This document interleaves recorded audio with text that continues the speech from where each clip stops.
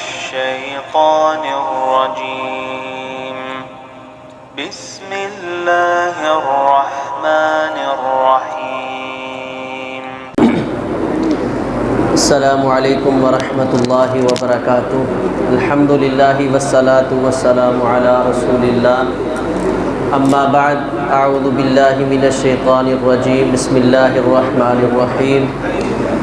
یا ایہا الذین آمنوا لا تقدموا بین یدی اللہ ورسولہ واتقوا اللہ۔ سورۃ الحجرات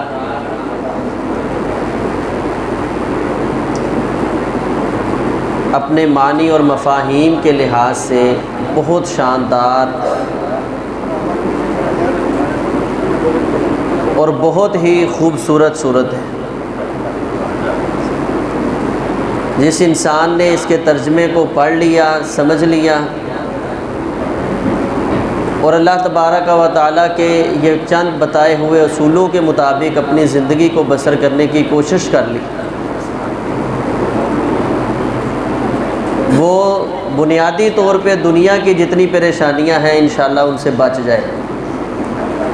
میں انتہائی اختصار کے ساتھ اس کی وضاحت کرنے کی تھوڑی سی کوشش کروں گا، تو آپ بھی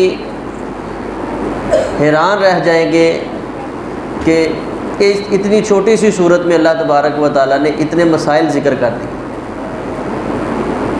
اور عبداللہ بن عباس مفسر قرآن وہ فرمایا کرتے تھے ہر مسلمان کے اوپر لازم ہے اس صورت کو سمجھ۔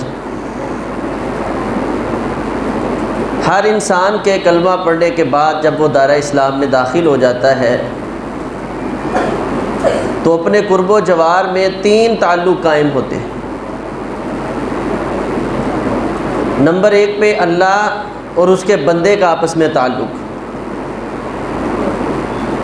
دوسرا اللہ اور اس کے رسول جناب محمد رسول اللہ صلی اللہ علیہ وسلم کا آپس میں تعلق، تیسرا ہے ایک مسلمان کا اپنے دوسرے مسلمان بھائی کے ساتھ تعلق۔ اللہ تبارک و تعالیٰ نے اس سورۃ کریمہ کے اندر ان تینوں کے حقوق، ان کے ساتھ زندگی گزارنے کے اصول، قواعد و ضوابط اس صورت کے اندر ذکر کر دیے۔ اسی لیے آج کی رات ہم نے اس صورت کا انتخاب کیا ہے۔ تو سب سے پہلے اللہ تبارک و تعالیٰ نے مخاطب کیا اور فرمایا یا ایھا الذین آمنوا لا تقدموا بین یدی اللہ ورسولہ۔ اے ایمان والو، اللہ اور اس کے رسول سے آگے نہیں بڑھنا۔ اسلام قبول کر لیا ہے تو اب تم نے اللہ اور اس کے رسول سے آگے بڑھنے کی کوشش نہیں کرنی۔ یہ لفظ لا تقدموا یہ قابل غور ہے، اس میں لوگ افراط و تفرید کا شکار ہو گئے اور اس معنی اور مفہوم کو نہ سمجھنے کی وجہ سے آج بہت زیادہ فرقے ایک دوسرے کے اوپر لعن طعن بھی کرتے ہیں۔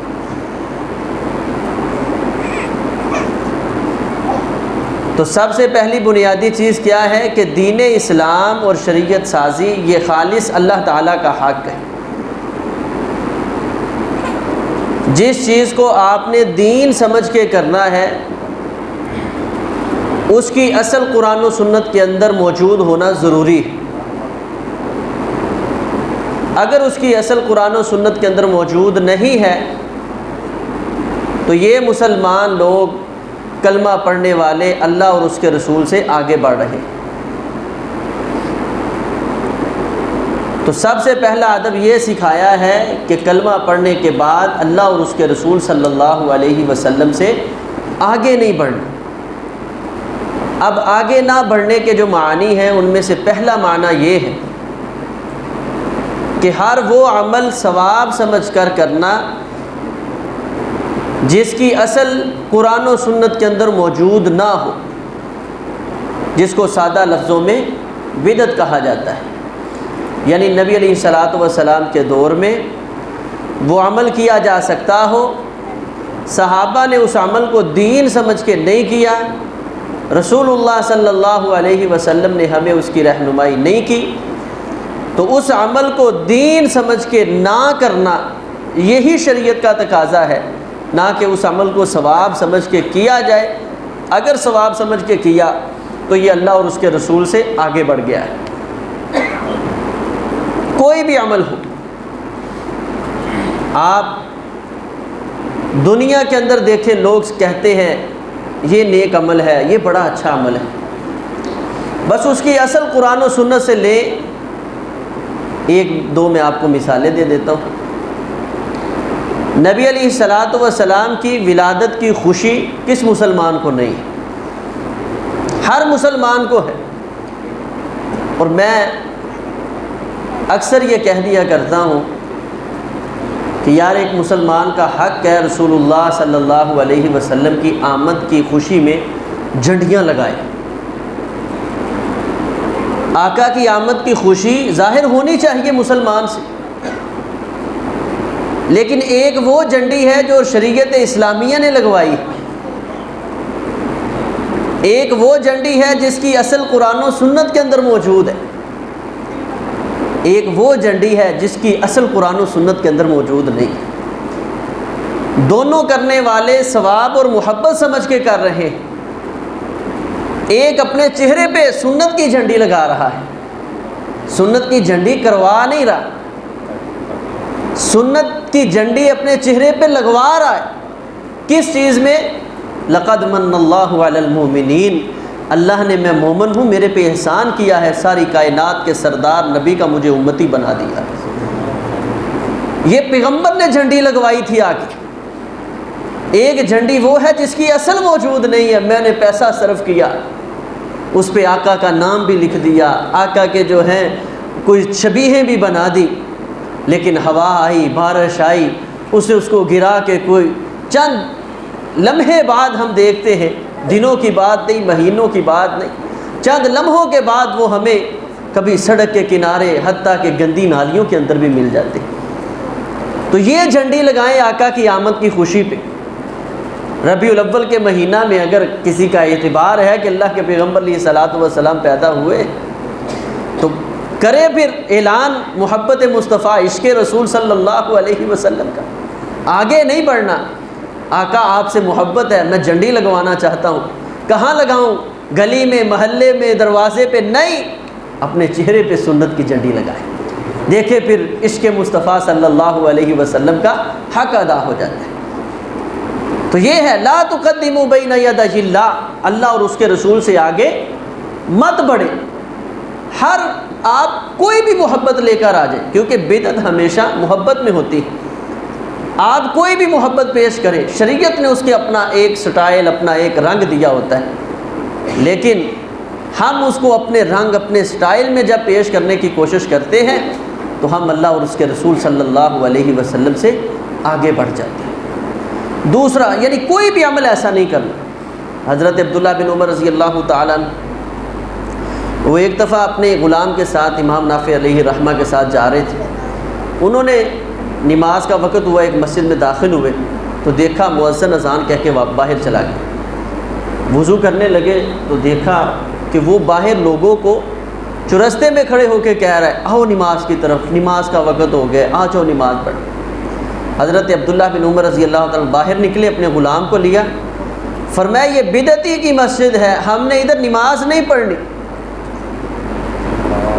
شریعت میں لوگوں کو نماز کے لیے بلانے کا جو طریقہ وضع کیا گیا تھا وہ کیا تھا؟ اذان ہے۔ اس نے شریعت سے بڑھ کے عمل کرنے کی کوشش کی۔ شریعت کو نہیں علم تھا، وہ اللہ خوب جاننے والا ہے کہ لوگ مسجدوں کی طرف کیسے راغب ہوں گے۔ تو اللہ تبارک و تعالی نے وہ اس کا جو چیز مقرر کی ہے نماز کے لیے لوگوں کو بلانے کی، وہ اذان ہے۔ الگ سے ایسے جا کے اسپیشل گلی محلے میں کھڑے ہو کے لوگوں کو بلانا ایک ہے کہ آپ کسی کو اطلاع کر جاتے ہیں بھئی اذان ہو گئی ہے، آپ بے فکر بیٹھے۔ ایک ہے اسپیشل آپ اسی پروگرام کے لیے بازار میں کھڑے ہو جاتے ہیں، آؤ جی نماز کا وقت ہے، اس کے لیے کیا ہے؟ اذان ہے۔ تو حضرت عبداللہ بن عمر رضی اللہ تعالیٰ وہاں نماز نہیں پڑھی کہ یہ بلاوے کا کام اللہ کے پیغمبر علیہ السلام کے دور میں ہو سکتا تھا، اس کی اصل نبی علیہ الصلوۃ والسلام کے پاس موجود نہیں ہے، اس لیے یہ کام بدعت ہو گیا ہے، ثواب سمجھ کے جب کیا جائے گا۔ دوسری آگے بڑھنے کی قسم یہ ہے کہ شریعت اسلامیہ نے ایک قسم کو جائز رکھا ہے، جواز کی حد، سنت کی حد تک رکھا ہے۔ انسان اس انداز میں اس کے اوپر عمل کرے کہ اس کو لازم سمجھ لے، تو یہ لازم سمجھنا بھی بدعت ہو جاتا ہے، یہ بھی اللہ اور اس کے رسول سے آگے بڑھنا ہوتا ہے۔ مثال کے طور پہ حضرت عبداللہ بن عمر رضی اللہ تعالی، صحیح البخاری کی روایت ہے، مسجد نبوی کے اندر بیٹھے ہوئے تھے فجر کی نماز پڑھ کے، لوگ آئے، نماز اشراق کا وقت ہو گیا اور اشراق پڑھنا شروع ہو گیا۔ آپ کو پتہ ہے بڑی عظمت والی یہ حدیث ہے اشراق کی، کم از کم 360 صدقہ کرنے کا اجر ملتا ہے۔ تو ایک شخص ان کے پاس آیا، ان کو بیٹھے ہوئے دیکھا، فرمایا کہ لوگ اشراق کی نماز پڑھ رہے ہیں اور آپ نہیں پڑھ رہے۔ تو حضرت عبداللہ بن عمر، صحیح بخاری کی روایت ہے، فرمایا انہا بدعہ، یہ تو بدعتی ہے، بدعت کر رہے ہیں۔ اب نبی علیہ الصلوۃ والسلام سے نماز اشراق پڑھنا ثابت ہے، اس کی فضیلت ثابت ہے، لیکن عبداللہ بن عمر رضی اللہ تعالی نے اس کو بدعت کیوں کہا؟ اس وجہ سے کہ ان لوگوں نے ایک تو اس نماز کو لازم پکڑ لیا ہے۔ لازم کی سمجھ کس طرح آئی ہے کہ اگر ایک شخص نے نہیں پڑھی تو دوسرا اس پہ اعتراض کر رہا ہے، گویا یہ نماز اس نماز کا منکر ہے۔ اس قدر لوگوں کے دلوں میں التزام آ جائے کسی چیز کا جس کو شریعت نے سنت یا جواز کی حد تک رکھا ہے، تو وہ بدعت بن جاتی ہے کہ لوگ اعتراض کر رہے ہیں، بھئی آپ اشراق کیوں نہیں پڑھتے، آپ اشراق کیوں نہیں پڑھتے، مطلب کہ نعوذ باللہ آپ نماز کے منکر ہیں۔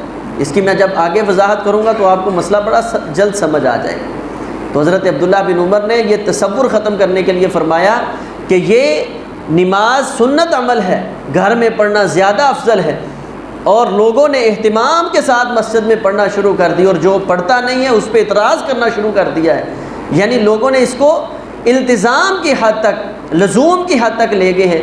اب ایک سنت عمل کو لزوم کی حد تک لے جانا یہ بدعت ہوتا ہے، یہ اللہ اور اس کے رسول سے آگے بڑھنا ہوتا ہے۔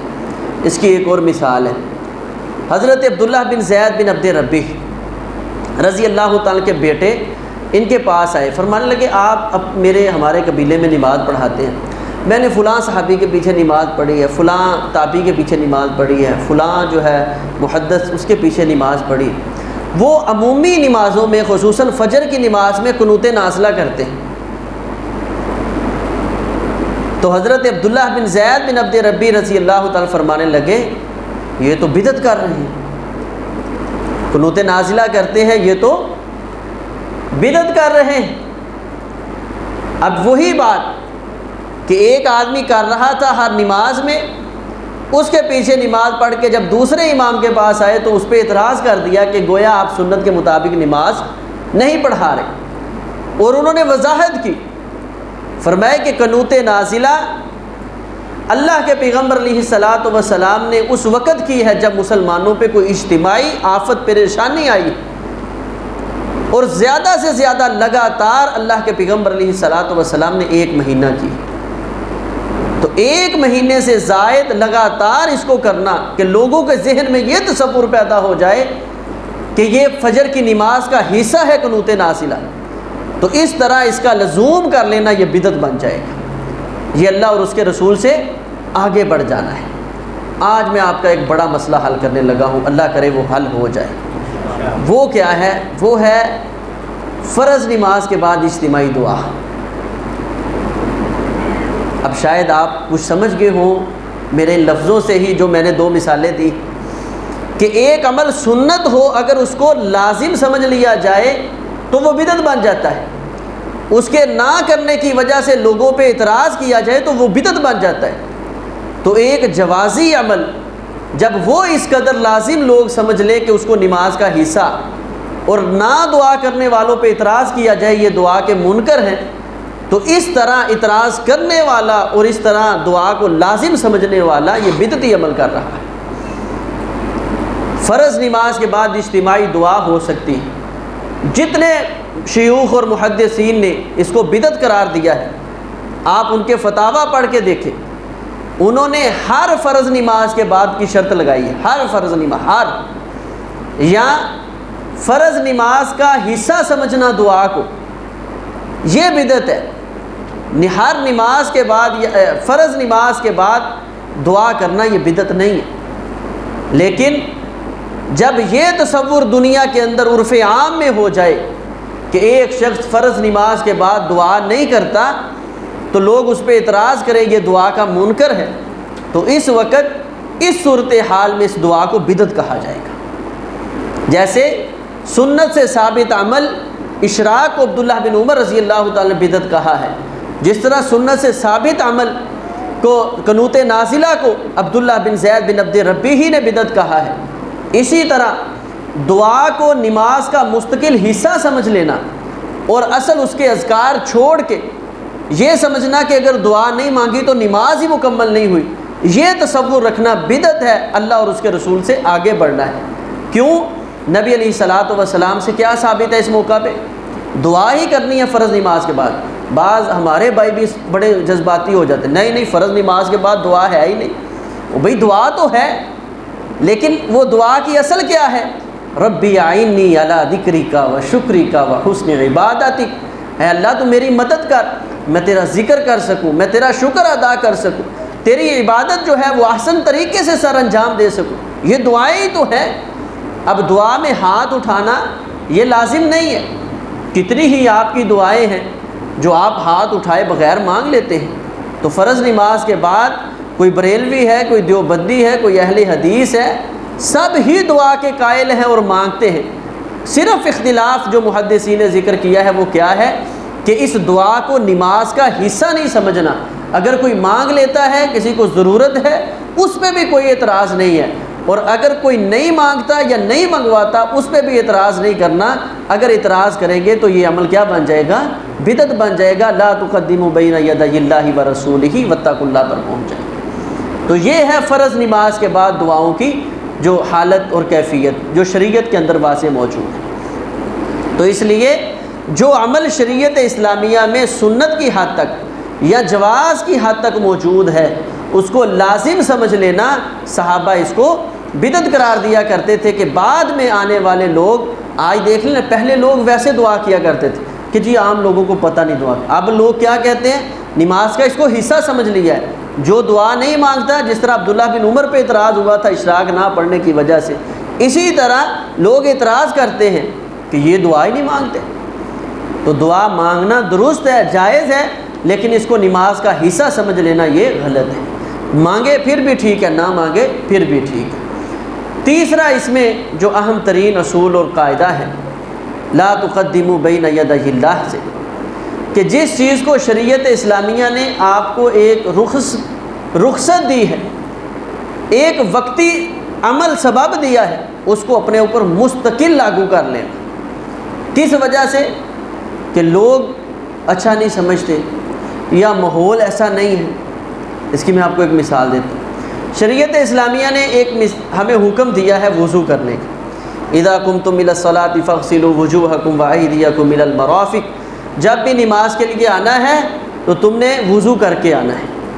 پھر فرمایا فإن لم تجدوا ماء فتيمموا صعيدا طيبا، اگر تم جو ہے پانی نہ پاؤ تو اس وقت تم پاک مٹی کے ساتھ وضو کر لیا کرو، پاک مٹی کے ساتھ اس وقت وضو کر لیا کرو جب تمہیں پانی نہ ملے۔ یہ ایک رخصت عمل دیا ہے شریعت اسلامیہ نے کہ ایک صورت ہے اگر ایسی درپیش آ جائے تو پھر تم نے یہ عمل کر لینا ہے۔ اب اگر ایسا ہو کہ سارے لوگ ہی تیمم کے اوپر لگ جائیں تو یہ کیا کر رہے ہیں؟ اللہ اور اس کے رسول سے آگے بڑھ رہے ہیں۔ جو شریعت نے اصول دیا تھا اس کو گرا رہے، تیمم کے ساتھ نمازیں پڑھتے جائیں۔ دیکھیں جی قرآن میں فتیمموا صعیدا طیبا ہے، یہ میں آپ کو ایک بڑے مسئلے کی طرف وضاحت کرنے لگا ہوں۔ اس میں شاید آپ کو غصہ بھی آئے کہ قاری صاحب جی دیکھیں، اور خصوصاً ماؤں بہنوں کو میری جو ہیں ان کو بھی اس میں ہوگا اللہ تبارک و تعالیٰ نے قرآن کے اندر حکم دیا ہے فَانْكِحُوا مَا طَابَ لَكُم مِّنَ النِّسَاءِ مَثْنَىٰ وَثُلَاثَ وَرُبَاع، اے مسلمان مردوں تم دو شریعت نے کہاں سے شروع کیا ہے؟ دو سے شروع کیا ہے۔ نکاح کا جب تعلق شروع کیا ہے تو مثنا دو سے شروع کیا ہے، نکاح کرو دو سے، تین سے، چار سے۔ فَإِنْ خِفْتُمْ أَلَّا تَعْدِلُوا، اگر اس طرح کے حالات آ جائیں، ذہن اتنا کمزور ہو جائے کہ تم اپنا کاروبار جو ہے وہی نہیں ہینڈل کر سکتے، معاملات ہی نہیں چلا سکتے، غربت اتنی آ گئی ہے اپنا گھر چولہا ہی نہیں چلا سکتے، فَإِنْ خِفْتُمْ أَلَّا تَعْدِلُوا فَوَاحِدَةً، پھر تمہیں رخصت ہے کہ تم ایک کر لو۔ آج ہم جتنے بیٹھے ہیں میرے سمیت، اب ہنس کے مجھے دکھا دیں سر، آپ ہنسیں، غصہ بھی آ رہا ہوگا اس لیے ہنسیں مت، اتنا نہ سوچنے کا مقام ہے کہ جس طرح ساری زندگی نماز وضو تیمم کے ساتھ نہیں چلتی، اسی طرح ساری زندگی ایک کے ساتھ بھی نہیں چلتی، دو کریں، وضو کی طرف آئیں، تیمم پہ گزارا نہ کریں۔ یہ ایک رخصتی عمل ہے جو جن لوگوں کو اللہ نے صاحب ثروت کیا ہوا ہے، مال و متاع دیا ہوا ہے، اللہ نے اتنی ان کو کیپیسٹی دی ہوئی ہے کہ وہ 2-3 شادیاں کر سکتے ہیں۔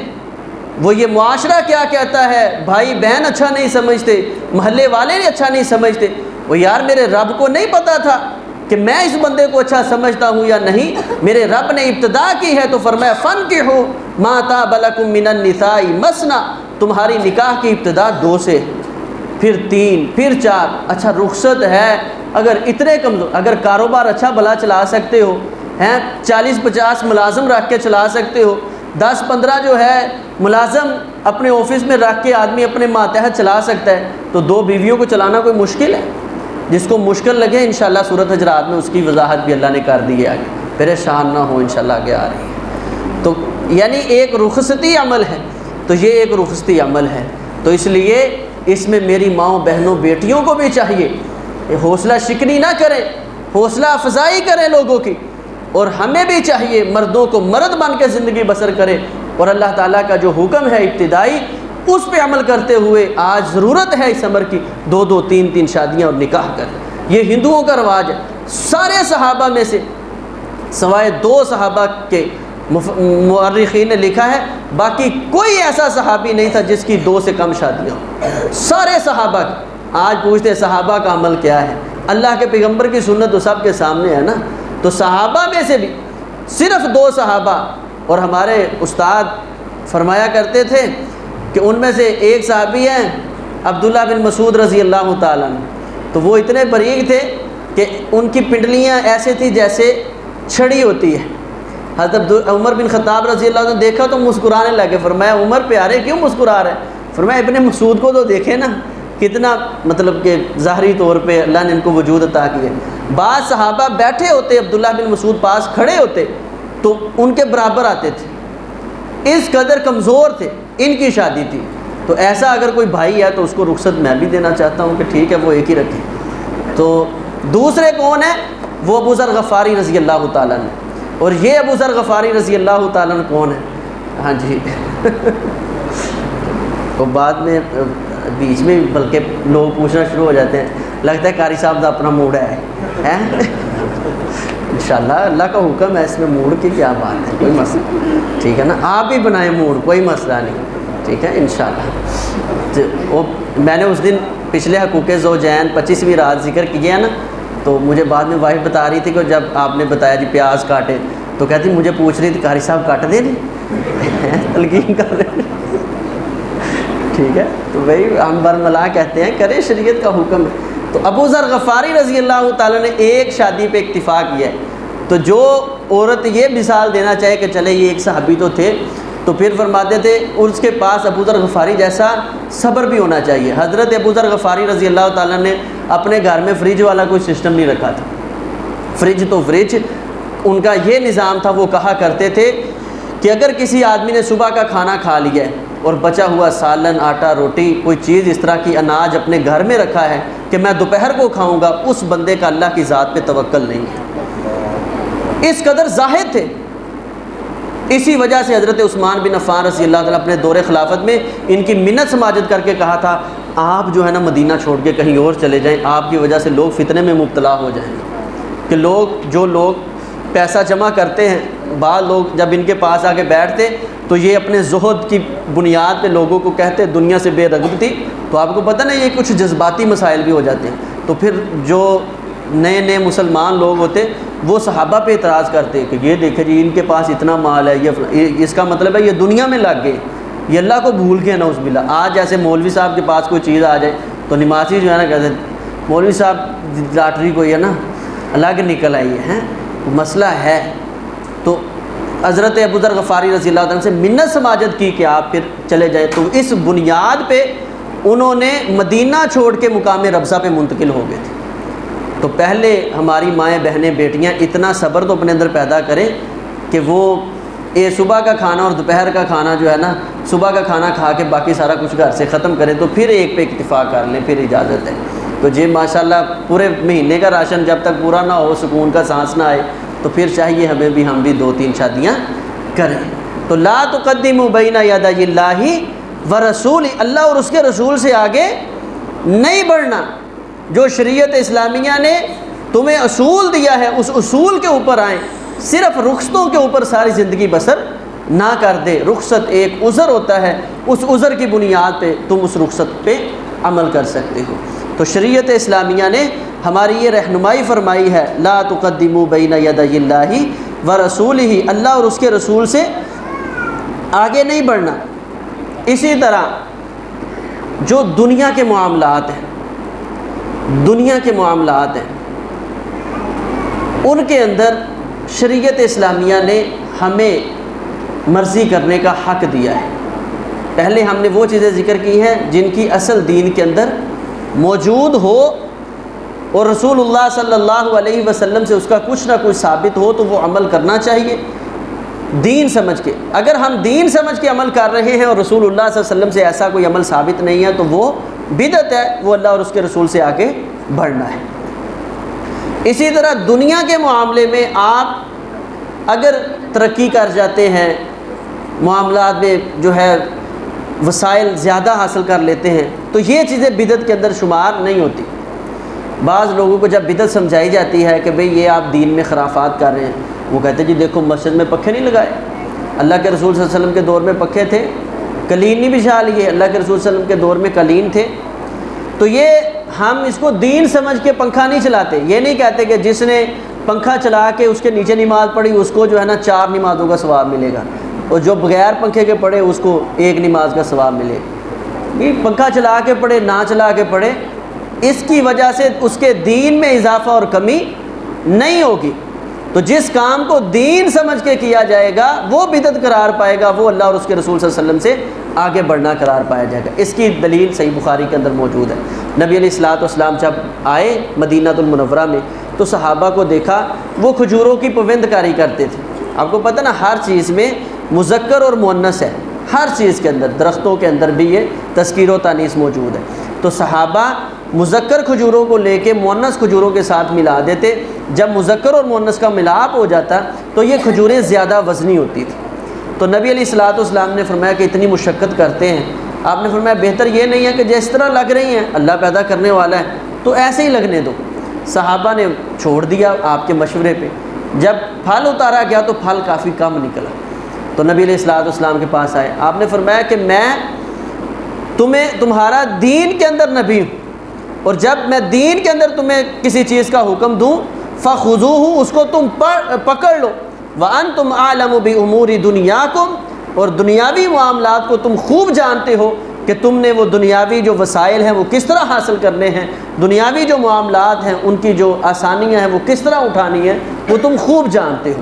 تو پنکھا چلانا یہ دنیا کا معاملہ ہے، اس کا دین کے ساتھ کوئی تعلق نہیں ہے۔ جہاز پہ سفر کرنا اس کا دین کے ساتھ کوئی تعلق نہیں ہے۔ کوئی گھوڑے پہ سفر کرے، کوئی موٹر سائیکل پہ سفر کرے، اس کے سفر کرنے پہ ثواب کے اندر کوئی کمی اور اضافہ نہیں ہوگا، کیونکہ یہ دنیا کے معاملات ہیں۔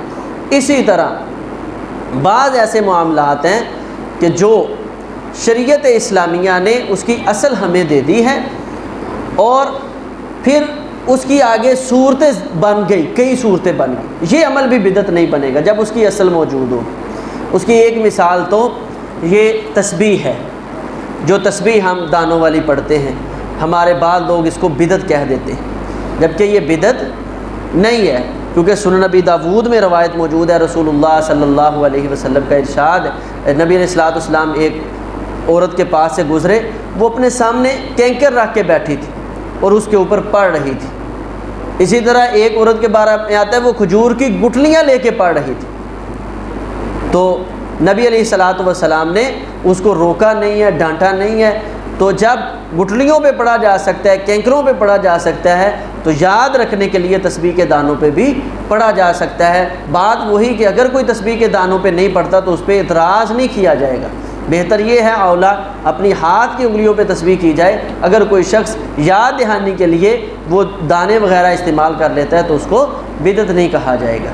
اسی طرح یہ ایک بڑا مسئلہ ہے نماز تراویح کا، اس کو بھی بعض لوگ کہتے ہیں کہ پورا جو ہے نا مہینہ نماز تراویح پڑھنا یہ بدعت ہے، ٹھیک ہے۔ اس کا میں نے مختصر جواب پہلے بھی خلاصے کے اندر بھی ایک دن دیا تھا، تو آج بھی میں وہ ذکر کر دوں کہ نبی علیہ الصلوۃ والسلام سے باجماعت نماز تراویح پڑھنا ثابت ہے، اور نبی علیہ الصلوۃ والسلام نے خصوصاً 27ویں رات کو، صحابی فرماتے ہیں نبی علیہ السلام نے ساری رات قیام کیا، جمع اہلہ و نساءہ و صبیانہ، اپنے گھر والوں کو، اپنے بچوں کو، اپنی عورتوں کو اور لوگوں کو اللہ کے پیغمبر علیہ الصلوۃ والسلام نے اکٹھا کر لیا، سب کو ساری رات قیام کروایا، حتیٰ خشینا یفوتنا الفلاح، حتیٰ کہ ہمیں ڈر تھا اب ہم سحری بھی نہیں کر سکتے، اتنا بھی وقت نبی علیہ الصلوۃ والسلام نے اتنا سا وقت دیا ہمیں کہ بمشکل ہم سحری کر سکے۔ تو یہ ساری رات نبی علیہ الصلوۃ والسلام نے 27ویں رات، 25ویں رات، 23ویں رات، ان 3 راتوں کے اندر قیام کروایا ہے۔ اور پھر آپ نے فرمایا تھا میں انی خشیت ان تکتب علیکم، مجھے ڈر ہے کہ اگر میں مستقل تمہیں پڑھاتا رہا تو یہ تمہارے اوپر فرض نہ ہو جائیں۔ اس وجہ سے نبی علیہ الصلوۃ والسلام نے خود پڑھانا چھوڑ دی، یہ نہیں ہے کہ جماعت وہاں سے ختم ہو گئی، اس کے بعد صحابہ کی جماعتیں ہوتی رہی۔ حضرت ابی بن کعب رضی اللہ تعالیٰ باقاعدہ اپنے جو ہے قبیلے کے اندر جا کے ہر رمضان المبارک میں اللہ کے پیغمبر علیہ السلام کے دور میں، ابو بکر و عمر رضی اللہ تعالیٰ کے دور میں جو ہے وہ اپنے محلے کی عورتوں کو نماز تراویح پڑھایا کرتے تھے۔ جب حضرت عمر رضی اللہ تعالیٰ نے مسجد نبوی میں ان کو بلایا تو انہوں نے اسی وجہ سے آخری 10 دن نماز تراویح پڑھانے سے معذرت کر لی تھی کہ میں نبی علیہ السلام کے دور سے اپنے گھر والوں کو، اپنے جو ہے محلے والوں کو نماز تراویح پورا مہینہ پڑھاتا ہوں، اور اب آپ کہتے ہیں 20 دن مہینہ ادھر پڑھائیں، 20 دن آپ کو دے دوں گا، 10 دن میں ان کے ساتھ ہی قیام کروں گا۔ تو یہ نبی علیہ الصلوۃ والسلام سے ثابت ہے، اس میں کوئی کسی قسم کا کوئی اعتراض نہیں ہے، وہم لوگوں کی اپنی باتیں ہیں۔ اسی طرح ایک اعتراض کیا جاتا ہے، اب جو ہے نئے سرے سے شروع ہوا ہے، وہ یہ ہے کہ جی یہ رمضان، یہ جو تکمیل قرآن کے موقع پہ مٹھائی وغیرہ تقسیم کی جاتی ہے، یہ بھی بدعت ہے۔ پہلی بات وہی ذہن میں رکھیں کہ ہم اس کو دین سمجھ کے نہیں کرتے، مٹھائی تقسیم کرنا یہ چیزیں دین سمجھ کے نہیں کرتے۔ باقی رہی بات تکمیل قرآن کے اوپر خوشی کا، یہ اس موقع پہ دعا کرنا، لوگوں کو اکٹھا کرنا، یہ عبداللہ بن عباس رضی اللہ تعالیٰ کا عمل موجود ہے۔ جب وہ قرآن مکمل کرتے تو اپنے جو ہے اہل و عیال کے افراد جو ہیں، مرد عورت سب کو بلایا کرتے اور اپنے گھر کے اندر جو ہے اجتماعی دعا کروایا کرتے تھے۔ تو اس کو بدعت کہنا، بعض سعودی علماء نے اس سال بھی فتویٰ لگا دیا، اس کو بدعت قرار دیا ہے، جبکہ یہ عمل بدعت نہیں ہے۔ بدعت تب ہوگا جب ہم اس کو لازم سمجھیں گے، بدعت تب ہوگا جب ہم اس کو دین کا حصہ سمجھیں گے۔ جب اس کو ہم دین کا حصہ سمجھتے نہیں ہیں، ایک خوشی کا موقع، جیسے عام بیٹے کی خوشی پہ کوئی مٹھائی تقسیم کر دے، اب اس کو کوئی بدعت نہیں کہہ سکتا کہ یہ بدعت ہے، کہ اللہ کے نبی علیہ السلام نے تو مٹھائی تقسیم ہی نہیں کی۔ اس کو ایک دنیاوی معاملات پہ محمول کیا جائے گا، تو یہ بھی ایک دنیاوی معاملہ، اپنی خوشی کا اظہار کا ہمارے ہاں یہ طریقہ ہے۔ اور یہ بھی آپ نے دیکھا ہے ہر جگہ مٹھائی نہیں تقسیم ہوتی، بعض اوقات جو ہے وہ بوندی نمک پارے جو ہے تقسیم ہوتے ہیں، بعض جگہ لوگ جو ہیں بریانی کا استعمال کر لیتے ہیں، مختلف چیزیں جو ہے نا وہ کرتے ہیں۔ انشاءاللہ ہم بھی اگر مٹھائی ہو سکی تو ٹھیک ہے، ورنہ مختلف ہی کچھ کریں گے انشاءاللہ، کیونکہ مٹھائی اور کیک وغیرہ تو آپ روزانہ کھا رہے ہیں، تو کوشش ہے کچھ اور کریں انشاءاللہ۔ اس سے آگے ایک بڑی چیز ہے، وہ ہے معقولات اور معاملات، دین اسلام کے اندر جتنا بھی، جس طرح ہم نے پہلے ذکر کیا ہے کہ جس عمل کو آپ دین سمجھ کریں گے اس کے لیے آپ کے پاس اس کی اصل اور اس کی دلیل ہونا ضروری ہے. پھر جس حد تک شریعت نے اس کو مقرر کیا ہے اس حد تک رکھنا ضروری ہے، اس سے زیادہ اس پہ سختی کرنا یہ درست نہیں ہے. اسی طرح جو معقولات ہیں یعنی کھانے پینے کی چیزیں ہیں، اس کے اندر کسی ایک چیز کے حلال ہونے کی دلیل ہونے کی کوئی ضرورت نہیں. جتنی بھی دنیا کے اندر چیزیں ہیں کھانے پینے والی، ساری کی ساری حلال ہیں، ساری کی ساری حلال ہیں، الا کہ اس کے حرام ہونے کی کوئی دلیل مل جائے. ہر وہ چیز جس کے حرام ہونے کی دلیل نہیں ملے گی وہ چیز ہر مسلمان کے اوپر حلال ہوگی، اس کا کھانا جائز ہوگا. دین کے اندر ہر وہ معاملہ جائز ہوگا جس کے جائز ہونے کی دلیل قرآن و سنت کے اندر موجود ہوگی. اگر اس کے جائز ہونے کی دلیل نہیں ہے تو یہ نہیں دلیل لی جائے گی شریعت اسلامیہ نے اس سے منع کیا ہے یا نہیں منع کیا، یہ دلیل نہیں لی جائے گی، بلکہ اس کام کا دین میں ثابت نہ ہونا ہی اس کی دلیل ہے کہ یہ دین نہیں ہے. بس مثال کے طور پہ اب جو شیعہ لوگ ہیں یہ اذان میں پڑھتے ہیں ان علی ولی اللہ و وصی رسول اللہ و خلیفۃ بلا فضل ان علی امیر المومنین. اب یہ الفاظ وہ پڑھتے ہیں تو اب ان سے کہا جائے کہ بھئی یہ کہاں سے ثابت ہے، تو وہ آگے سے کہیں آپ منع دکھا دیں کہاں سے، تو منع نہیں دکھائیں گے. تو یہ پڑھنا ثابت کیوں نہیں ہے کہ یہ دین میں پڑھنا ثابت نہیں ہے. تو دین کے ہر معاملے کے اندر جو چیز ثابت ہوگی وہی کی جائے گی، جو ثابت نہیں ہوگی وہ نہیں کی جائے گی. اگر وہ کرتا ہے تو وہ اللہ اور اس کے رسول سے آگے بڑھتا ہے. اور کھانے پینے کے معاملے کے اندر جو چیز آپ کے پاس ہے اس کے حرام ہونے کی دلیل ہوگی تو وہ حرام ہے، اگر اس کے حرام ہونے کی دلیل نہیں ہے تو وہ چیز حلال ہے. اس کی وضاحت ہم نے دوسرے پارے کے اندر تفصیل کے ساتھ کی ہے، وہ ریکارڈنگ کے اندر بھی موجود ہے آپ احباب میں، یعنی وہ کون کون سی صورتیں ہیں جس کی وجہ سے کوئی چیز حرام ہوتی ہے. اسی طرح اللہ تعالیٰ نے دوسرا ادب ذکر کیا ہے، یہ ہے اقدام، قدم آگے بڑھنا، یہ درست نہیں ہے. تو فرمایا یا ایھا الذین آمنوا لا ترفعوا اصواتکم فوق صوت النبی، اے لوگو اللہ کے نبی صلی اللہ علیہ وسلم کی آواز سے کسی کی آواز کو بلند نہیں کرنا. سب سے اوپر سب سے بلند آواز ہوگی تو جناب محمد رسول اللہ صلی اللہ علیہ وسلم کی ہوگی. اس کی میں آپ کو ایک ہی مثال دیتا ہوں. عبداللہ بن عمر رضی اللہ تعالیٰ عنہ حج تمتع اور قران کی نیت سے گھر سے نکلے ہیں. حضرت عمر بن خطاب رضی اللہ تعالیٰ عنہ کا دور ہے، تو انہوں نے فرمایا میں حج اور عمرے کی نیت سے بیت اللہ کی طرف جا رہا ہوں. لوگوں نے کہا کہ حضرت عمر رضی اللہ تعالیٰ نے حج تمتع کے اوپر تو پابندی لگا دی ہے، آپ کیسے کر سکتے ہیں؟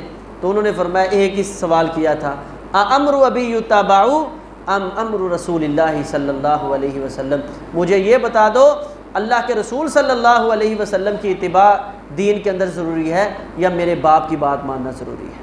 جب باپ کی اور نبی کریم صلی اللہ علیہ وسلم کی بات ٹکرا جائے گی تو بلند کس کی بات ہوگی؟ ارتفاع صوت اللہ کے پیغمبر کی بات ہوگی. اسی طرح باپ کی بات کی کوئی حیثیت نہیں ہے، امام خطیب کی بات کی کوئی حیثیت نہیں ہے، بڑے چھوٹے کی بات کی کوئی حیثیت نہیں ہے. اللہ کے ولی قابل عزت اور قابل احترام ہے، لیکن اس وقت ان کی بات کی کوئی ویلیو نہیں ہے جب وہ اللہ کے پیغمبر علیہ الصلوۃ والسلام کے خلاف آ جائے، وہ سہون ہو، وہ جو ہے عدم علم کی بنیاد پہ ہو، کسی بنیاد کے اوپر آپ کے پاس علم آ جائے یہ اللہ کے پیغمبر کی بات ہے، یہ فلاں کی بات ہے، تو یہ امتی کی بات ہے، یہ نبی کی بات ہے. تو ارتفاع کس کو ملے گا؟ نبی علیہ الصلوۃ والسلام کی بات کو. لا ترفعوا اصواتکم فوق صوت النبی، کسی کی آواز، کسی کا کلمہ، کسی کی جو ہے دلیل بلند نہیں ہو سکتی جس جگہ اللہ کے پیغمبر علیہ الصلوۃ والسلام کا قول فعل اور عمل آ جائے. اسی میں نجات ہے. یا ایھا الذین آمنوا اطیعوا اللہ واطیعوا الرسول ولا تبطلوا اعمالکم، فرمایا اللہ اور اس کے رسول کی اطاعت کرتے رہو، اس سے کسی کو اور مت بڑھاؤ، ورنہ کیا ہوگا؟ تمہاری زندگی کے اعمال جو ہیں وہ اللہ برباد کر کے رکھ دیں گے. تیسرا ادب اللہ تبارک و تعالیٰ نے جو ہمیں سکھایا ہے وہ کیا ہے؟ فرمایا وَلَا تَجْهَرُوا لَهُ بِالْقَوْلِ كَجَهْرِ بَعْضِكُمْ لِبَعْضٍ، اللہ کے پیغمبر علیہ الصلوۃ والسلام کو ایسے نہیں بلانا جیسے آپ ایک دوسرے کو بلاتے ہو. جیسے ایک دوسرے کو بلاتے ہو اس طرح اللہ کے نبی علیہ السلام کو بلانا نہیں ہے. آپس میں ہم ایک دوسرے کو کیسے بلاتے ہیں؟ جس کا نام زید ہے اس کو زید کہہ کے، جس کا نام عثمان ہے اس کو عثمان کہہ کے، کہ اے عثمان بات سن، اے زید بات سن، اے ابو بکر بات سن، اے عمر بات سن، تو ایسے اللہ کے پیغمبر علیہ الصلوۃ والسلام کو نہیں بلانا۔ مجھے حیرانگی ہوتی ہے بعض اوقات، میں سوچتا ہوں کہ یار باپ کا کبھی نام نہیں لیا بیٹے نے، جتنا بھی پیارا نام کیوں، عبداللہ عبد الرحمن صاحب سے پسندیدہ نام، باپ کا نام عبد الرحمن ہو تو بیٹا کہے عبد الرحمن بات سننا، تو ہم کیا کہتے ہیں؟ گستاخ ہے، باپ کا نام لے رہا ہے۔ یار جب باپ کا نام نہیں ہے، استاد کا نام نہیں ہے، بڑے بھائی کا نام نہیں ہے، اس کو بھی ہم ادباً کہتے ہیں بھائی کہہ کے بلائیں۔ آپ کے افسر ہے، مسجد کا مولوی صاحب، قاری صاحب ہے، اس کا نام نہیں ہے، مثلا میرا ذاتی نام آپ لے کے بلائیں تو لوگ محسوس کریں گے یار قاری صاحب کہہ کے بلائیں، آواز دے رہا ہے، معاویہ بات سن، ابوالحسن بات سننی، یار جتنے بھی کوئی ادب سے بلائیں تو کیا کہتے ہیں؟ یار نہیں قاری صاحب کہہ کے بلاؤ ان کو، یہ کیا طریقہ ہوا؟ تو اسی وجہ سے ہمارے بعض بھائیوں کو مغالطہ ہوا ہے، ان کے بڑوں کو مغالطہ نہیں ہوا۔ اگر آپ جو ہے جال حق نکالیں یا ملفوظات نکالیں مولانا احمد رضا خان بریلوی کی یا مولانا احمد نعیم خان گجراتی بدایونی کی، انہوں نے واضح الفاظ کے اندر لکھا ہے، میرے پاس کتابیں موجود ہیں، کسی کو چاہیے تو، کہ اللہ کے پیغمبر علیہ الصلوۃ والسلام کو یا محمد کہہ کے پکارنا یہ حرام ہے، اللہ نے یہ ادب سکھایا ہے۔ وَلَا تَجْهَرُوا لَهُ بِالْقَوْلِ، اللہ کے پیغمبر کو اس طرح نہیں پکارنا جس طرح آپس میں یار بیلی دوست ایک دوسرے کو پکارتے ہیں۔ اللہ کے پیغمبر کا ادب ہے، استاد کا ایک ادب ہے، باپ کا ایک ادب ہے، بڑے بھائی کا ایک ادب ہے، مسجد کے امام قاری صاحب کا ایک ادب ہے، اللہ کے پیغمبر کا کوئی ادب نہیں۔ ادب ہے آپ کا ذاتی نام لے کے پکارنا کسی امتی کے لیے جائز نہیں ہے۔ امتی تو امتی، حضرت ثوبان رضی اللہ تعالیٰ کے پاس ایک یہودی آیا، اللہ کے پیغمبر علیہ السلام سامنے موجود تھے، تو وہ فرمانے لگا یا محمد، بات سن، مخاطب کرنے کے لیے حضرت ثوبان رضی ایسے مکہ بنا لیا، زور سے اس کے سینے پہ مارا، اور گستاخ، اللہ کے پیغمبر کا ذاتی نام لے کے پکارتا ہے، تجھے کس نے جرت دی؟ آقا کا ادب یہ ہے آپ کا صفاتی نام لے کے پکارا جائے۔ جب بھی اللہ کے پیغمبر کو پکارنا ہے یا رسول اللہ، یا نبی اللہ، یا حبیب اللہ، آپ کے اوصاف کے ساتھ پکارنا ہے، آپ کا ذاتی نام لے کے نہیں پکارنا۔ سب کے نزدیک، حنفی، بریلوی، دیوبندی، سب کے نزدیک، علماء کی میں بات کر رہا ہوں، عوام الناس کی نہیں، سب کے نزدیک متفقہ یہ حرام ہے اللہ کے پیغمبر علیہ السلام کو یا محمد کہہ کے پکارا جائے، سب کی کتابوں میں موجود ہے۔ تیسرا، چوتھا ادب اللہ تبارک و تعالیٰ نے جو ہمیں سکھایا ہے وہ کیا ہے؟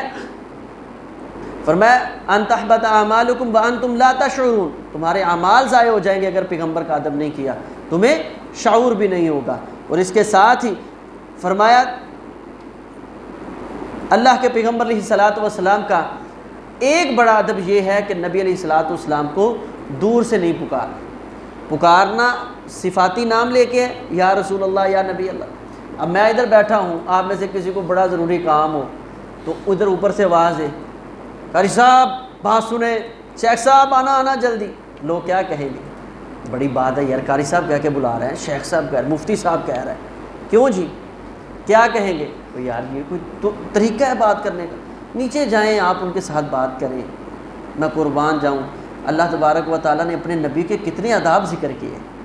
فرمایا ان الذین ینادونک من وراء الحجرات اکثرهم لا یعقلون، اے پیغمبر جناب محمد رسول اللہ صلی اللہ علیہ وسلم، یہ لوگ آپ اندر حجرے میں ہوتے ہو، کمرے میں ہوتے ہو، یہ لوگ باہر سے جو آوازیں دیتے ہیں، میں اللہ اس بات کا اعلان کرتا ہوں اکثرهم لا یعقلون، ان کے پاس ابھی عقل ہی نہیں ہے، ان کو شعور نہیں ہے۔ باپ کو دور سے نہیں بلانا، استاد کو دور سے آوازیں نہیں دینی، جو ہے مسجد کے امام قاری صاحب کو دور سے آوازیں نہیں دینی، اپنے بوس کو دور سے نہیں پکارنا، جب بڑے کے پاس کام ہے تو چل کے جائیں، اس کے سامنے جا کے اس کو ذکر کریں یا باہر کھڑے ہو کے اس کا انتظار کر لیں۔ یہ ادب ہم نے آپس میں سیکھے ہیں، تو پیغمبر علیہ الصلوۃ والسلام کا یہ ادب کیوں نہیں ہے؟ اچھا ہمارا دل کرتا ہے ہم اللہ کے نبی کو پکاریں، اللہ ہمیں ضرورت، ہمیں بڑا پیار ہے، ہم چاہتے ہیں، فرمایا ہاں وَلَوْ أَنَّهُمْ صَبَرُوا حَتَّى تَخْرُجَ إِلَيْهِمْ لکان خیر لہم۔ بات تو بڑی واضح جی ہے، اگر تم نبی علیہ السلام کا زمانہ نہیں پا سکے، آپ کا دور نہیں پا سکے، ولو انہم صبروا، یہ تڑپنے والے یا رسول اللہ یا نبی اللہ یا حبیب اللہ کہنے والے، ولو انہم صبروا، کاش یہ تھوڑا سا صبر کر لیں، حتیٰ تخرج الیہم، حتیٰ کہ وہ وقت آئے اللہ کے پیغمبر آنکھوں کے سامنے ہو، لکان خیر لہم، فرمایا یہ ان کے لیے بڑا ہی بہتر ہوگا۔ میں اس کا ترجمہ ایسے کر دوں کہ اتنا صبر کریں ہم اس دنیا سے چلے جائیں، صبر کرتے کرتے اس دنیا سے چلے جائیں، کل میدان حشر ہو، حوض کوثر پہ جناب محمد رسول اللہ صلی اللہ علیہ وسلم موجود ہو، ہم آقا کے چہرے پہ اپنی نظریں ڈالیں، ہماری چہرے پہ مسکراہٹ، محبت کی وجہ سے آنکھوں میں آنسو ہو، اور ہم ایسے کہتے ہوں یا رسول اللہ صلی اللہ علیہ وسلم۔ ساری زندگی صبر کر کے آگے ہیں، دل تڑپتا تھا آپ کو آواز دے یا نبی اللہ یا رسول اللہ، لیکن اللہ نے یہ ادب سکھایا تھا وَلَوْ أَنَّهُمْ صَبَرُوا، تھوڑا سا صبر کرو، حَتَّى تَخْرُجَ إِلَيْهِمْ، ایک وقت آئے گا اللہ کے پیغمبر تمہاری آنکھوں کے سامنے ہوں گے، پھر دل اپنا بھر کے کہنا یا رسول اللہ یا نبی اللہ یا حبیب اللہ، اے اللہ کے پیغمبر آج شفاعت کی ضرورت ہے، آپ ہماری شفاعت کریں، اللہ کے پیغمبر آج پانی کی ضرورت ہے، حوض کوثر سے پانی منگوا دے، اللہ کے پیغمبر پل صراط کا معاملہ بڑا سنگین ہے، آپ آج اللہ سے ہمارے لیے اللہم سلم کی دعائیں کر دیجئے، اس وقت پکارے وَلَوْ أَنَّهُمْ صَبَرُوا، فرمایا یہ لوگ صبر کر لیں لَكَانَ خَيْرًا لَهُمْ، ان کے لیے بڑا ہی بہتر ہوگا، بہت اعلیٰ ہوگا۔ اللہ تبارک و تعالیٰ نے یہ اپنے نبی جناب محمد رسول اللہ صلی اللہ علیہ وسلم کے آداب ہمارے سامنے ذکر کیے، اس کے ساتھ دو ادب دوسرے مختلف مقامات پہ ہے، ایک اللہ کے پیغمبر علیہ الصلوۃ والسلام کی ذات پہ درود پڑھنا ہے، اور نبی علیہ الصلوۃ والسلام کی ذات پہ درود کثرت کے ساتھ پڑھا کریں۔ کوئی بچہ ذہنی طور پہ کمزور ہے وہ کثرت کے ساتھ درود پڑھے، میرا اپنا مشاہدہ اور تجربہ ہے، اکثر میں بیان بھی کیا کرتا ہوں، اللہ کا فضل احسان ہے، میرے پلے کچھ نہیں ہے، لیکن الحمدللہ اللہ کا یہ فضل ہے، اللہ نے توفیق دی ہے، کثرت کے ساتھ اللہ کے پیغمبر علیہ الصلوۃ والسلام کی ذات پہ درود پڑھتا ہوں، اور بس اللہ میرے گناہوں کو معاف کر دے، بڑا گناہ گار ہوں، بڑا سیاہ کار ہوں۔ بڑی دفعہ اس طرح ہوتا ہے کہ میں خطبہ کے لیے ممبر پہ بیٹھ جاتا ہوں تو مجھے بھائی کہتے ہیں آپ نے اس موضوع کے اوپر آج خطبہ دینا ہے، تو میرا اللہ مجھے اتنا شرح صدر عطا فرماتے ہیں، مجھے وہم و گمان نہیں ہوتا جس طرح مجھے شرح صدر اس وقت ملتی ہے، اور اس کا اگر میں کسی چیز کی طرف اس چیز کو منسوب کرتا ہوں تو وہ فقط اللہ کے پیغمبر علیہ الصلوۃ والسلام کی ذات پہ درود ہے، جس کا جو مسئلہ اٹکا ہوا ہے اللہ کے پیغمبر علیہ السلام کی ذات پہ درود پڑھے۔ نبی علیہ الصلوۃ والسلام کے پاس ابی بن کعب آئے تھے، فرمایا اللہ کے پیغمبر کتنا درود پڑھوں؟ ہر وقت ہی درود پڑھتا رہوں؟ فرمایا اگر یہ تو کام کر لینا میں اللہ کا نبی تجھے 2 گارنٹیاں دیتا ہوں، اذن تکفی ہمک ویغفر لک ذنبک، پھر درود پڑھنے کی وجہ سے اللہ تیری زندگی کے سارے گناہ معاف کر دے گا، اور تیری زندگی کی جتنی پریشانیاں ہیں ان کو حل کرنے کے لیے اللہ کافی ہو جائے گا۔ لو اس سے بڑا کوئی اور کام چاہیے؟ تو کثرت کے ساتھ اللہ کے پیغمبر علیہ السلام کی ذات پہ درود پڑھا، کوئی کام اٹک جائے محنت کے ساتھ اللہ کے نبی علیہ السلام کی ذات پہ درود پڑھیں، عام روٹین بنائے، خصوصاً جمعے کے دن روٹین بنائیں، کثرت کے ساتھ نبی علیہ السلام کی ذات پہ درود پڑھنا ہے۔ اس کے بعد ایک ادب یہ ہے، ہر وہ لفظ جو شبہ گستاخی ہو، گستاخی والا نہیں ہے، شبہ گستاخی والا ہو، ہر وہ لفظ بھی پیغمبر علیہ الصلوۃ والسلام کے لیے استعمال کرنا نہیں ہے، اتنا ادب سکھایا ہے۔ یعنی لفظ کا فی نفسی ہی معنی صحیح ہو، لیکن اس کو لوگ تروڑ مڑوڑ کے گستاخی کرنے کی کوشش کر سکتے ہوں، تو وہ لفظ بھی اللہ کے پیغمبر علیہ الصلوۃ والسلام کے لیے استعمال نہیں کرنا۔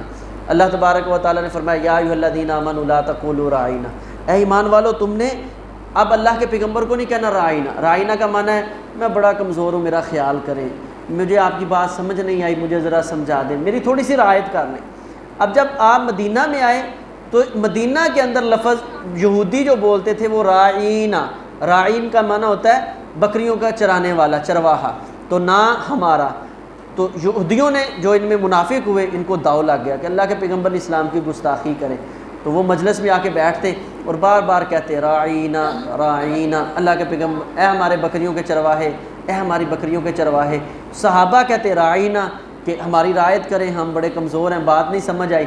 تو اللہ تبارک و تعالیٰ نے قرآن نازل کر دیا، فرمایا کہ میرے نبی کے صحابہ لا تقولوا رائنا، معنی بالکل درست ہے، لیکن اس کے اندر شبہ گستاخی مصطفیٰ صلی اللہ علیہ وسلم پائی جاتی ہے۔ جو دشمن ہے اس کو داؤ کا موقع مل رہا ہے، تم نے اس لفظ کو ختم کر کے اس کی جگہ اور لفظ استعمال کرو، انظرنا، اللہ کے پیغمبر ہماری طرف دیکھیں، ہم بڑے کمزور ہیں۔ لفظ بدل دی، اتنا ادب سکھایا ہے۔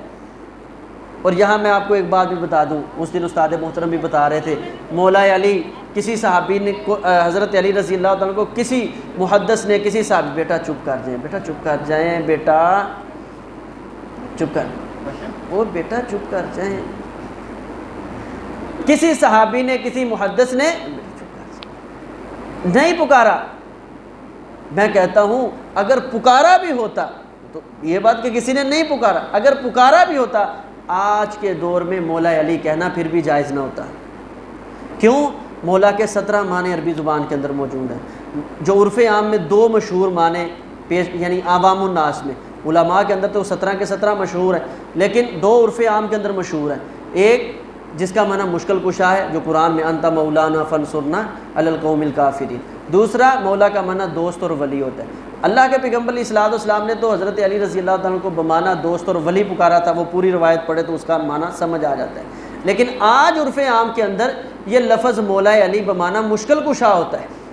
اب بے شک اس لفظ کے دونوں معنی موجود ہیں، ایک کے اندر اللہ کی گستاخی پائی جاتی ہے، ایک کے اندر حضرت علی کی عصمت پائی جاتی ہے رضی اللہ تعالیٰ۔ تو جب اللہ کے پیغمبر علیہ الصلوۃ والسلام کے لیے ایسے الفاظ موجود ہوئے کہ ایک کے اندر آپ کا احترام تھا، ایک کے اندر گستاخی تھی، تو اللہ نے وہ روک دیے ہیں۔ تو جب اس دنیا کے اندر وہ الفاظ موجود ہو جائیں جس میں اللہ کی گستاخی کا شبہ ہو، وہ استعمال کرنا درست ہے۔ تو ہم اس رولے میں پڑھتے ہی نہیں کہ جی کسی نے کہا یا نہیں کہا۔ آج کے دور میں اس کے اندر اللہ کے لیے شبہ گستاخی موجود ہے، اس لیے مولا علی کہنا، خصوصاً جو ہمارے بھائی سے جو پہ اہل سنہ کہنا شروع ہو گیا، اللہ تعالیٰ ہمیں سمجھ عطا فرمائے۔ اس کے بعد اللہ تبارک و تعالیٰ نے اپنے نبی صلی اللہ علیہ وسلم کے آداب مکمل کر لینے کے بعد آپس کے اندر جو مومنوں کے آداب ہیں ان کو ذکر کیا ہے۔ ایک سب سے پہلا ادب زندگی گزارنے کا، دنیا ہو دین ہو دونوں معاملے کے اندر اگر آپ کامیاب ہونا چاہتے ہیں تو فرمایا ان جاءکم فاسق بنبأ فتبینوا، ہر معاملے کی ہمیشہ تحقیق کرو۔ غلط فہمی بدگمانی کے حوالے سے ہم نے پہلے بات تفصیل کے ساتھ ذکر کیا، 25ویں رات بھی ذکر کی تھی۔ تو اگر آپ دین لینا چاہتے ہیں تو ہمیشہ تحقیق کر کے لیا کریں، اور جب انسان تحقیق کرنے لگ جاتا ہے، نبی علیہ الصلوۃ والسلام کا ارشاد ہے، فرمایا من جدہ وجدہ، جو اس لگاؤ کے اندر لگ جاتا ہے، کوشش کے اندر لگ جاتا ہے کہ میں نے صحیح معنوں میں دین اسلام جو ہے حاصل کرنا ہے، وجدہ، اللہ اس کے اوپر رحمت کر دیتے ہیں، وہ صحیح معنوں میں دین اسلام کو پا لیتا ہے۔ تو یہ تحقیق والا جذبہ اپنے اندر پیدا، بڑا بات کرتا ہے، چھوٹا، خطیب، امام، قاری، عالم، کوئی مفتی، شیخ، کوئی بھی بات کرتا ہے، آپ کو اس میں کوئی مسئلہ نظر آتا ہے، آپ پوچھیں، حوالہ لیں، بار بار اس کے اوپر اصرار کریں جب تک آپ کو بات سمجھ نہیں آتی، اور علماء، دیگر علماء سے رجوع کریں، جب تک صحیح معنوں میں وہ بات آپ کو سمجھ نہیں آ جاتی تب تک اس کے اوپر جو ہے نا خاموشی اختیار نہ کریں۔ یہ حق ہے ہر مومن، اللہ تعالیٰ نے ہر مومن کو مخاطب کیا ہے، یا ایھا الذین آمنوا ان جاءکم فاسق بنبأ فتبینوا، جب بھی تمہارے پاس کوئی خبر آئے تو تم نے اس کی تحقیق کرنی ہے۔ جب تحقیق نہیں کریں گے، اگر دین کے معاملے میں خاموشی کے ساتھ وہ عمل کرتے رہیں گے تو نتیجہ کیا نکلے گا؟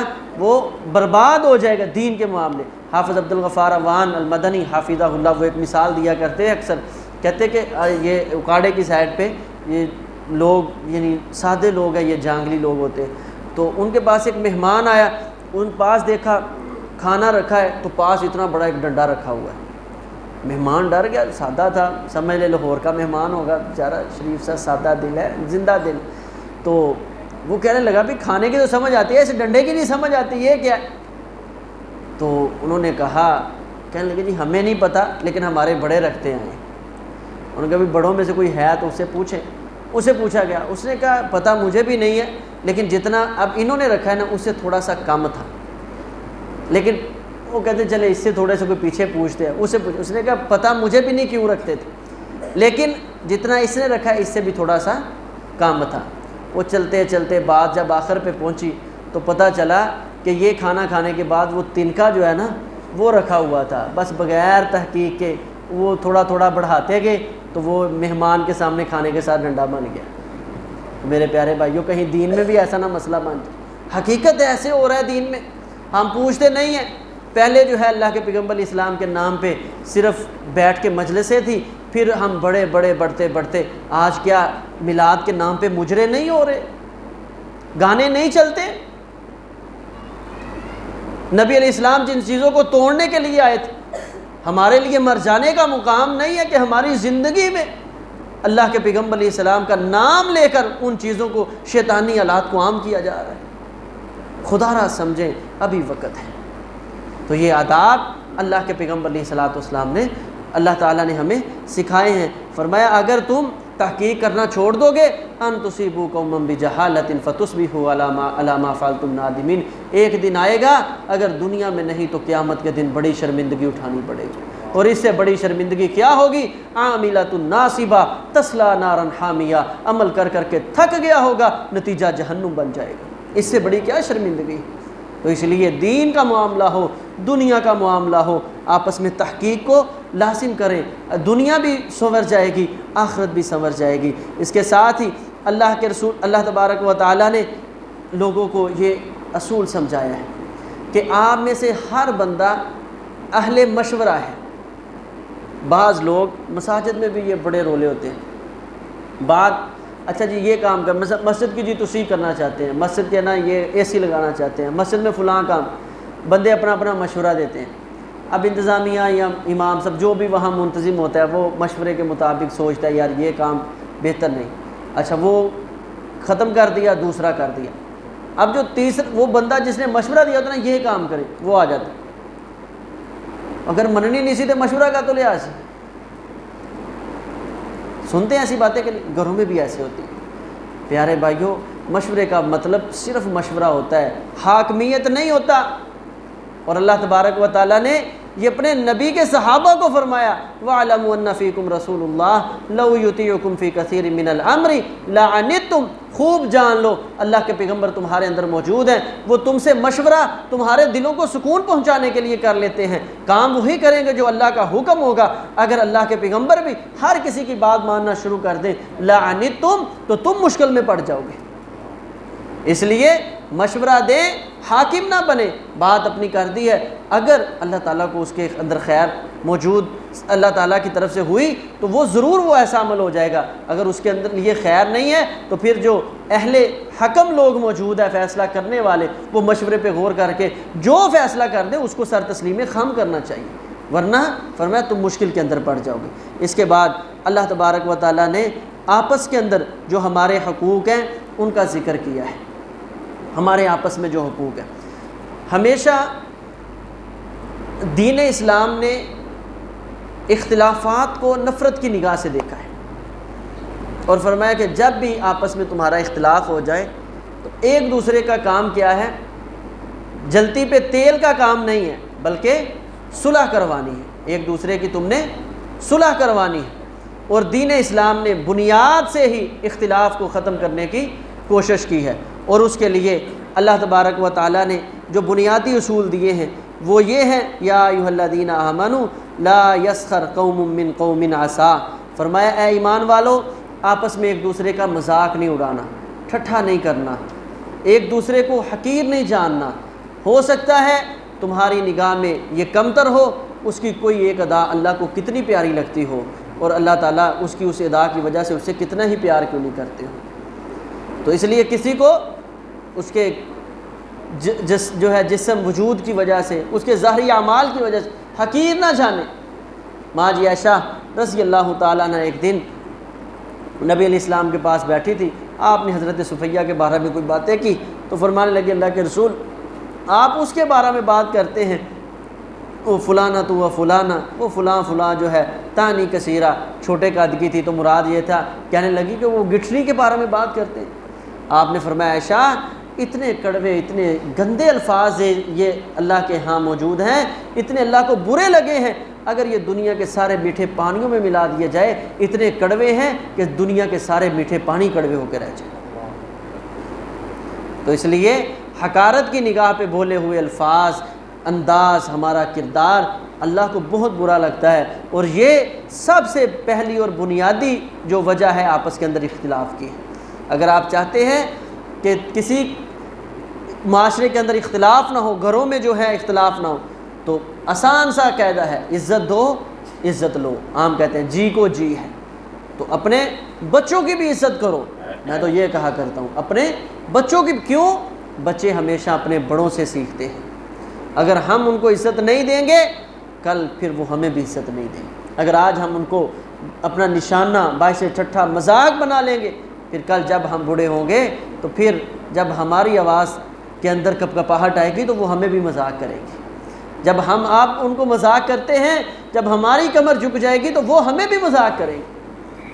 آج ان کو سکھائیں، ادب سکھائیں، اور ساتھ ہی اللہ تبارک و تعالیٰ نے دوسرا ادب سکھایا، فرمایا وَلَا تَلْمِزُوا أَنفُسَكُمْ، اپنے نفسوں کے اوپر عیب نہ لگاؤ۔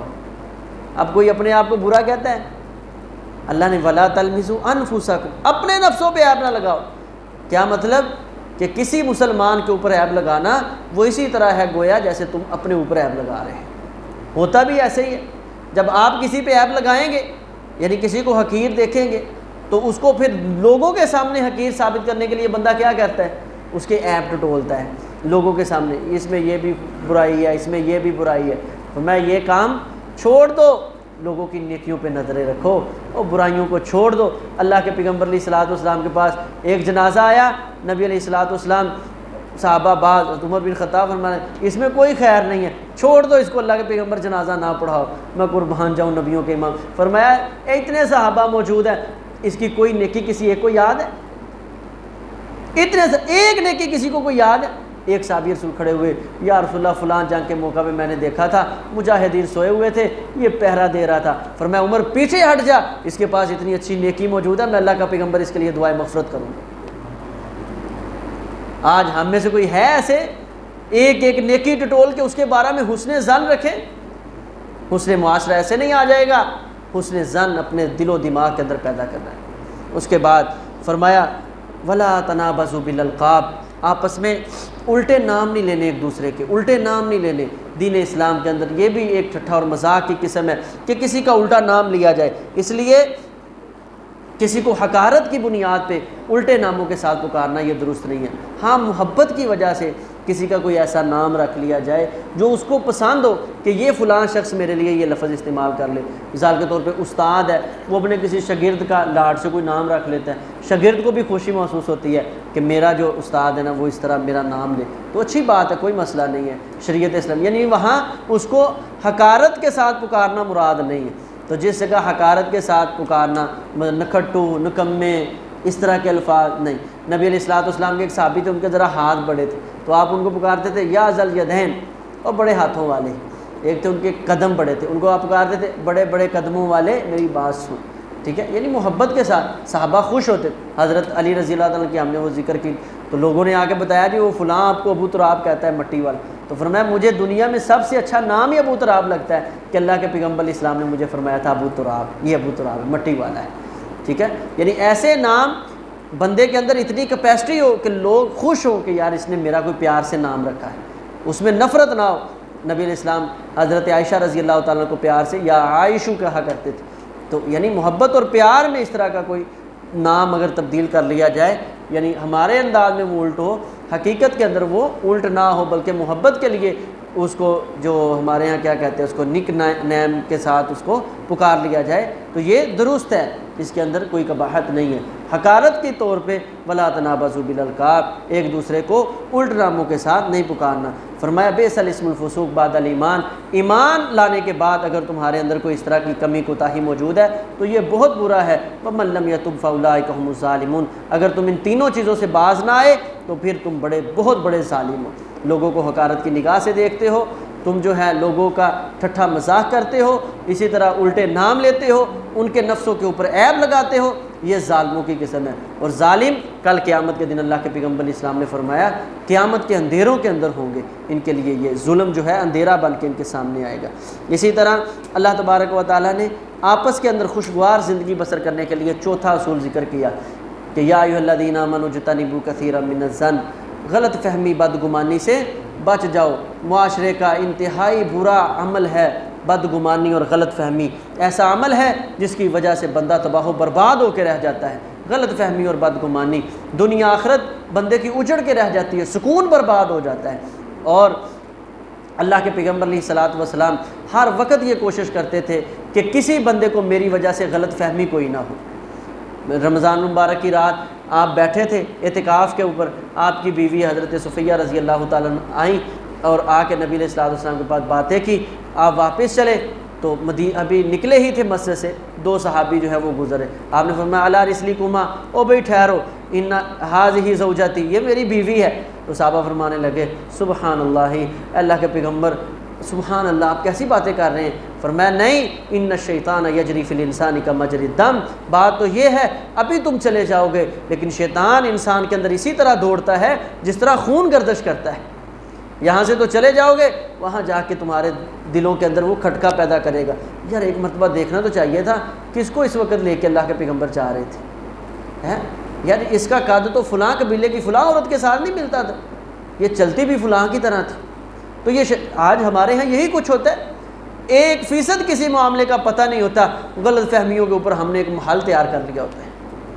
تو اللہ کے پیغمبر اسلام اپنی طرف سے کسی کو غلط فہمی کا شکار نہیں ہونے دیتے تھے، فوراً بتاتے تھے کہ یہ معاملہ اس طرح ہے۔ تو مومن آدمی کو چاہیے سب سے پہلی چیز اپنی طرف سے بھی کسی کو غلط فہمی کا شکار نہ ہونے دے۔ دوسری چیز، اگر پتہ چل جائے کہ کسی کو میرے بارے میں غلط فہمی ہے، فوراً اس کا ازالہ کرے کہ بھائی جان آپ کو یہ بات پہنچی ہے، یہ درست نہیں ہے، اصل بات اس طرح ہے۔ تیسری چیز، اگر آپ کو کسی کے بارے میں غلط فہمی ہے تو اس کے پاس بھی جا کر کہیں بھی مجھے یہ بات آپ کی طرف سے پہنچی ہے، آپ بتائیں آپ اس میں کیا صفائی دینا چاہتے ہیں، اور اس کی وہ صفائی کو قبول بھی کرے، نہ کہ وہی غلط فہمی نہیں مجھے جو پتہ چلا وہ تو بالکل ٹھیک ہے، اب آپ جتنی مرضی صفائیاں دے لیں۔ حسن بصری رحمۃ اللہ علیہ فرماتے ہیں ایک مرتبہ میں سمندری سفر کے اوپر جا رہا تھا، چلتے چلتے میں نے صحرا کے اوپر دیکھا ایک بڑا نوجوان آدمی وہ ایک عورت کو اپنے کمر پہ اٹھائے ہوئے لے کے آ رہا ہے، تو اس نے اچانک اس کو وہاں اتارا اپنی کمر سے اور پانی کی ایک بوتل نکالی، یعنی مشکیزہ جو ہوتا ہے آج کل کی بوتل کے اعتبار سے، اس نے اس کے منہ کو لگایا، وہ عورت نے پانی پیا، اس نے پکڑا خود پی لیا۔ کہتے مجھے بڑا غصہ آیا، یار یہ کیسا بندہ ہے، اگر اس نے ایسا ہی کوئی کرنا تھا، پتہ نہیں یہ کس عورت کو اجنبی کو سال لیے ہوئے ہے اور کس طرح کے یہ معاملات کر رہا ہے، اس کو چاہیے تھا گھر رہتا، کسی جھونپڑی میں چھپ جاتا، کیسے سریعام یہ اللہ کی بغاوتیں کر رہا ہے۔ کہتے میں نے ابھی یہ چیزیں ہی سوچی تھی، اچانک جو ہے نا دریا کی لہریں اٹھی اور جو ہماری کشتی ہے اس نے الٹا کے رکھ دی۔ اب سارے جو ہیں وہ گر گئے۔ اب کوئی ہو یا نہ ہو، آدمی کی ایک فطرتی عمل ہے، وہ مدد کے لیے پکارتا ہے، تو ہم نے جب مدد کے لیے پکارا تو وہی نوجوان اس عورت کو چھوڑ کے بھاگ کے ہمارے پاس آیا، بڑا اچھا تراک تھا، آ کے جلدی جلدی ایک ایک کر کے سب کو نکال دیا۔ کہتے میں بڑا شرمندہ تھا، لیکن میں یہ سوچ رہا تھا کہ یہ جو میں نے سوچا ہے نا، غلط سوچا ہے، اس بنیاد پہ اللہ نے مجھے یہ سزا دی ہے۔ میں نے اس سے پوچھا بتا کیا معاملہ ہے، یہ کون ہے اور ایسے تو اس کو کدھر لے کے جا رہا ہے؟ کہنے لگا یہ میری والدہ ہے، بیمار ہے، اس علاقے میں ایک طبیب ہے، میں اس کے پاس دوائی لینے جاتا ہوں، چل نہیں سکتی، اپنی کمر پہ اٹھایا ہے، بھوک اور پیاس کی یہ شدت گرمی کی وجہ سے تھک جاتا ہوں، جس جگہ تھکتا ہوں اس کو لٹا کے تھوڑا سا پانی اسے پلاتا ہوں، خود پی لیتا ہوں۔ کہتے مجھے اس کے بعد سمجھ آ گئی اے حسن بصری، یہ غلط فہمی کی بنیاد پہ اللہ نے دنیا میں تجھے تکلیفوں سے دوچار کر دیا ہے، اپنی زندگی کا سکون برباد کرنا ہے، غلط فہمیوں کے شکار ہو جاؤ۔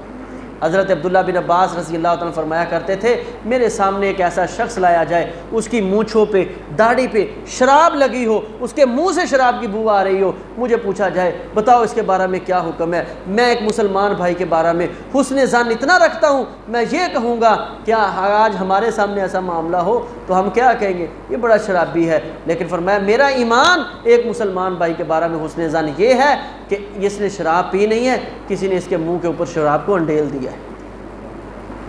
یہ ہے حسن ظن، یہ ہے معاشرے کا حسن۔ آج چھوٹی چھوٹی باتوں پہ یہ مسکرایا کیوں، یہ رویا کیوں، یہ گیا کیوں، یہ چپکے سے اٹھ کے ادھر کیوں ہوا، یہ اس نے اندر جا کے جو گھسمس کی ہے وہ کیا تھی، میرے بھائیوں یہ ساری شیطانی باتیں ہیں۔ اجتنبوا کثیرا من الظن، غلط فہمیوں سے بچ جاؤ۔ کیوں؟ ان بعد الظن اسم، یہ غلط فہمیاں بڑے بڑے گناہ بندے سے کروا دیتی ہیں، قتل ہو جاتے ہیں غلط فہمیوں کی بنیاد پہ، ساری زندگی روٹ کے رہ جاتے ہیں غلط فہمیوں کی بنیاد پہ۔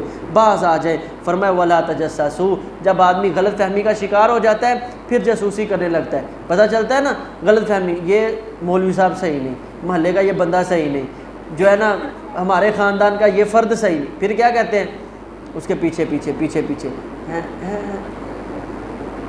تو ولا تجسسوا، اور میں جاسوسی نہ کرو، غلط فہمی ہو گئی ہے تو اس کو ختم کرو، نہ کہ اس کے پیچھے لگو۔ ولا یغتب بعضکم بعضا، میرے پیارے بھائیو غیبت نہیں کرنی، غیبت نہیں کرنی۔